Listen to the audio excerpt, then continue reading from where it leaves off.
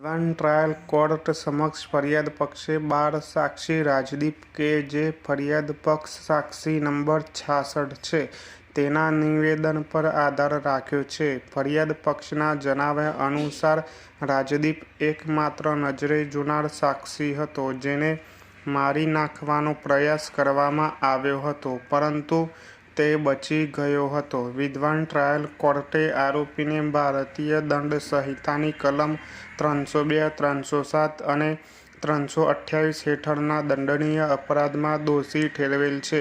જેમ એકમાત્ર નજરે જોનાર સાક્ષીના નિવેદનને આધારે અને કેસના સંજોગો જેવા કે ભૂતપૂર્વ ફરિયાદ પક્ષ શાહેદ નંબર 6ની જુબાની, ઘટના સ્થળેથી મળી આવેલ કીટનાશક દવાની શીશી આરોપીએ ખરીદેલ હોવાનું ધ્યાનમાં રાખીને વિદ્વાન ટ્રાયલ કોર્ટે આરોપીને ભારતીય દંડ સંહિતાની કલમ 302 હેઠળ દંડનીય અપરાધ માટે દોષી ઠેરવી આજીવન કારાવાસની સજા અને ₹50,000 દંડ, ભારતીય દંડ સંહિતાની કલમ 307 હેઠળ દંડનીય અપરાધ માટે દોષી ઠેરવી આજીવન કારાવાસની સજા અને ₹25,000 દંડ અને ભારતીય દંડ સંહિતાની કલમ 328 હેઠળ દંડનીય અપરાધ માટે દોષી ઠેરવી 5 વર્ષની સખત કારાવાસની સજા અને ₹25,000 દંડ કરેલ છે.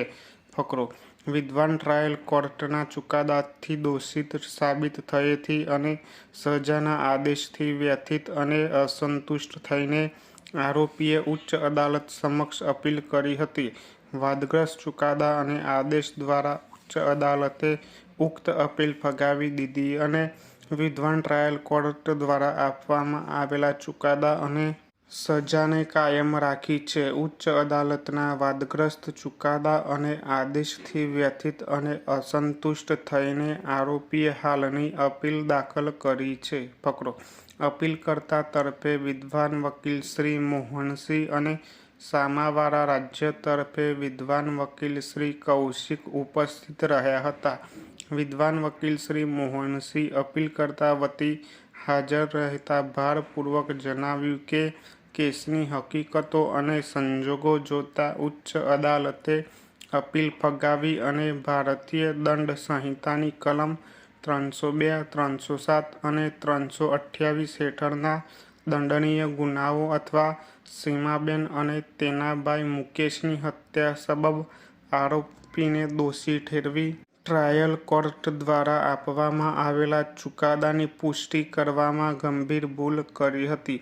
આરોપી વતી હાજર વિદ્વાન વકીલ દ્વારા ભારપૂર્વક રજૂઆત કરવામાં આવી છે કે હાલના કેસમાં હાઈકોર્ટે માત્ર રાજદીપ ફરિયાદ પક્ષ શાહેદ નંબર 66ના નિવેદનના આધારે પુષ્ટિ કરી છે.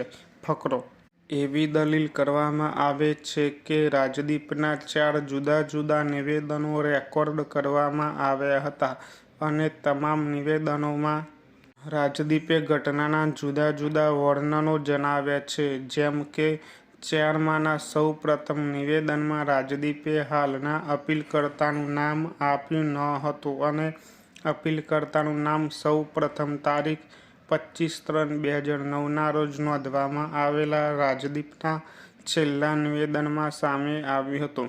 આ તથ્યો ધ્યાને લેતા રાજદીપ ફરિયાદ પક્ષ શાહેદ નંબર 66ના નિવેદનને આધારે થયેલ કન્વિક્શન ટકી શકે તેમ નથી.